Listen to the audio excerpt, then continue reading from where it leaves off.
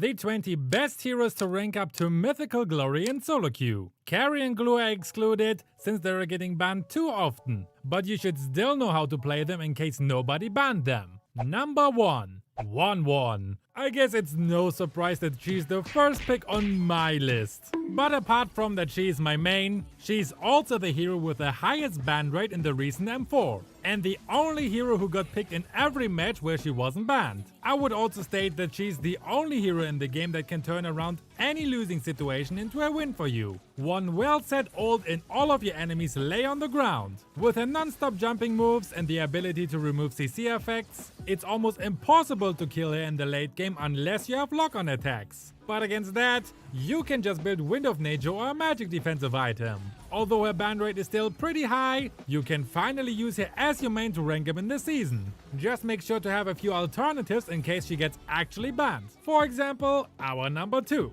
Number 2. Saber. Some may be surprised that I include him. He's generally not OP, didn't get picked in the M4 once, and has huge problems in the late game or when he's facing bulky enemies. The reason Saber got into this list though is not because of his overall performance. There are actually 2 other reasons for this. Firstly, he counters basically any squishy hero. If you are the marksman and have a Saber against you, you know this match is not going to be fun. Any squishy hero is just food for him. Even this high mechanical heroes like Ling and Fanny have no chance against him, because all their blinks and moves doesn't help them when he can just lock on his ult and delete you. The second reason is that you have the ability to take out the enemy's carry. I'm not talking about a specific role here. When you play the game you can notice pretty fast who's the best player of the enemy team. Mostly, it's the squishy marksman, jungler or mage. That fella is becoming your sole target. As soon as they show up on the map, you just slash them into pieces. They can't do anything against it, because even if they build counter-defensive items, they have one slot less available for the actual build. Another reason why he is a good choice is because he's easy to learn. Blades out, dash, ult the squishy enemy, you have slain an enemy. It doesn't get simpler than that. Number 3. Lapu Lapu. The Filipino hero with a sturdy body and explosive damage. Many players underestimate his capability because he was out of the meta for a very long time. After the recent buff and adjustments though, he performs much better on the lane and in team fights. Just farm safely on the lane until you unlock his ultimate, and then help out your team in the early skirmishes or objective fights. He can deal a decent amount of damage even without many attack items. So make sure to use a hybrid build with both attack and defense items, so you can survive in the front line while dishing out your damage. His skills are full of surprise, which can be combined with Flicker to do some tricks. Number 4. Fanny. Look, an annoying fly. Whee! Fanny is one of the strongest and the fastest hero in the game, if you manage to untangle her cables. Being good is easy, but mastering her set will take quite some time. A good Fanny player can easily bully your backline using her combos and just escape quickly before you can even react to it. Her ability to burst down enemies is certainly not the highest compared to other assassins, but you don't need it if you can slowly bring down the enemy's HP while they have no chance to catch you. If you actually decide to use her as your main, I would highly recommend watching this tutorial by Xenon before making your allies in Classic cry. Her cable mechanic gets very well explained in it. Number 5. Eve. A monster that deserves a super high ban rate in higher ranks. Her ultimate can be used to set borders when pushing turrets or secure objectives, or to simply trap outnumbers enemies with your allies. With a buff on her slowing effects, she can be very annoying for any walking hero, which you will face in almost every match until you escape the Mythic 5 hell. Yes, Mythic 5 is a new epical glory in my opinion. When you are losing a game, she's also a great hero to play, since her ultimate is super valuable to defend the high ground. Even with a nerf on her range, she's still one of the best, if not the best mage to rank up right now. Just make sure to pop her ultimate at the right time and the right place, poke the enemies non-stop until they throw their phone against the wall, but don't get too cocky because of the bullying. Number 6. Hayabusa. Oh wait, you have to say it more. Hayabusa!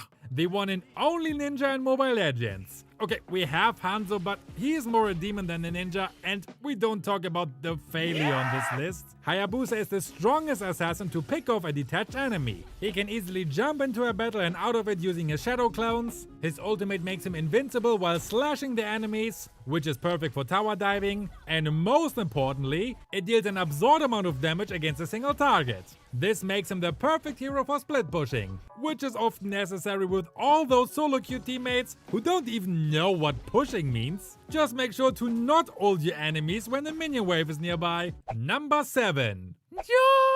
Endless dashes and CC immunity. Do I really need to say more to describe how OP she can be? Number 8. Clint. The old school sheriff just got adjusted with the recent patch, but it didn't affect his popularity. I honestly don't even remember when this guy was not part of the meta anymore. Unlike the average marksman, he mainly used his skills instead of his basic attacks to deal damage. Although his early poking damage is nerfed, his ultimate range and radius was buffed significantly. It means his ultimate grenade is easier to land in a teamfight, which I consider as a huge buff for him. He's also the first member of the BBC squad. If you don't know what this means, please ask Uncle Roger. Big black. Number 9. Cho. Being a Cho main has one huge benefit. No matter what type of heroes are currently popular, you will always find a way to make Cho a very good hero in the meta. Cho has a perfect set for ganks and flanking, with high mobility, strong CC effect and explosive burst damage. He can easily erase any marksman that becomes a victim to his combos. Cho is also a hero you can pick in every game. He works perfectly as XP laner and roamer, but can also fill in for any other role. So if you encounter one of those idiots who refuse to adjust, you can just laugh about them and pick the role that needs to be filled in. Also don't forget that excessive recalling increases his physical attack by 50%. Number 10. Kadita. The Queen of the Southern Seas is not only the main of my wife, she also kicked Kagura off the most flexible mage throne. High burst damage, strong CC effects and a great mobility are all reasons why she is so strong. But the one reason that makes her a dependable pick to rank up is her flexibility. She can be used as a mid laner obviously, but also as a roamer if the team composition allows it. No matter which role she takes, one thing is for certain. She is a nightmare for any squishy enemy. Number 11. Fredrin. Fredrin took the throne for being the biggest chat of the game. His appearance already screams chat, but his skills are also generating a huge chat area around him. I wanted to say aura, but whatever. In the M4 scene, we've seen Fredrin constantly get picked or banned. He can be sent into the jungle, to the XP lane, or roam around as a roamer depending on the lineup. He's tanky AF and his ult can not only turn the tables around in a teamfight, he can smash them all into pieces while also destroying all enemies with a single blow. Number 12. Beatrix. Probably the most flexible marksman in the game. With 4 guns at her disposal, she can easily adjust to any situation that occurs. Her shotgun is perfect for camping and surprise enemies. Her sniper rifle is perfect for poking and finishing enemies from a distance. The firework gun has a large AoE to clear lanes and zone out enemies. And her brrr machine has the most reliable DPS output and target locked basic attacks. With a very strong early to mid game, she can easily dominate her counterpart on the lane. So you can't really go wrong with this pick. Or at least, no one will make fun of your mother for picking her. Number 13. Grok. This rocky fella has a skill set that is related to stone. How fitting. Grok might be a tank, but never underestimate his damage. Even with a damage build, he can be tanky thanks to his passive. His ultimate is one of the deadliest for a roamer, especially when he knocks up the enemies while crashing into a wall. The combination of his huge AoE, control time and explosive damage will give you enemies a nice dose of PTSD. Plus, you can fill in multiple roles. Number 14. Pharsa. If you like to have the rage of the alien waifu Eve but with more explosive damage, the blind bird waifu Pharsa might be your new favorite hero. She can easily nuke squishy enemies away with her ultimate, and not only is her AoE and reach stupidly wide, the cooldown of her ult is also very short. She shines the most while fighting for objectives, has a fly mechanism that is super helpful for rotate quickly or to escape flanking, and some good poking abilities. She's a little bit vulnerable doing her ultimate though, so pay close attention to your positioning and stay close to your teammates. Number 15. Ling. The pretty boy of the Cadia Riverlands has always been strong in any meta. He can jump around walls and rotate around the map pretty fast, and his combo dish out some crazy damage and is perfect to delete the enemy's backline. It might be a little difficult to master him at first, but your training will certainly bear a sweet result. Another strength that makes him even better for solo queue is his ability to split push. While your brain-dead allies just fight mindlessly with the enemy, you can easily jump to the other side of the map and take down a turret.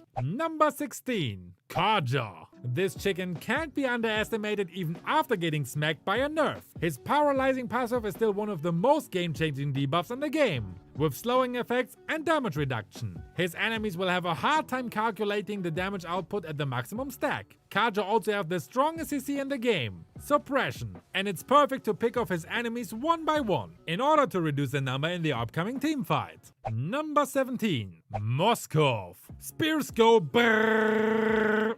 Moskov recently got a buff on his basic attack and Spear of Misery range, which means he can stay further away from the evil enemies. And this is necessary as marksman, although you could argue that he can be played almost better as an assassin. Jump near a single target, spear them against the wall to stun them, and quickly pin them down with a couple of spears. He's also one of the best heroes to backdoor the enemy, which can turn around a losing game for you. Number 18. Xavier. Another high ground mage with strong CC power and a global range ultimate. Xavier can easily blast his enemies from the other side of the map, making him a perfect backup for skirmishes. His only weakness is that he is a bit dependent on items to maximize his full potential. Fortunately, he has a decent amount of damage to farm and poke enemies even in the early game. He also has very short cooldowns due to his passive, so his ultimate can be spammed at least twice in a single team fight. Number 19.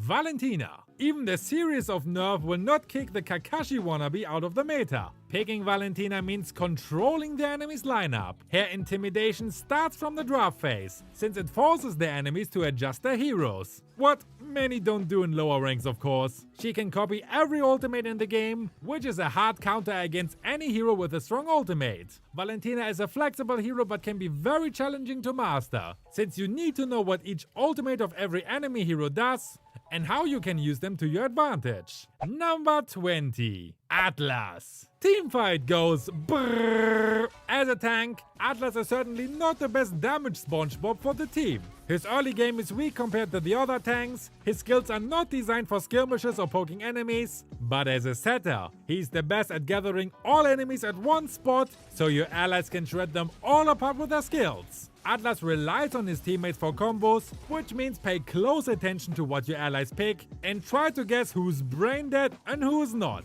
He can beautifully turn the enemy's blunder into a comeback for his team, but he also gets punished heavily for mistakes. I swear I catch Natalia, you guys just didn't see her. Now you know which heroes are good to rank up, but they won't help you if you are making any of these 10 mistakes, so quickly watch this video to make your journey to mythical glory even easier. See you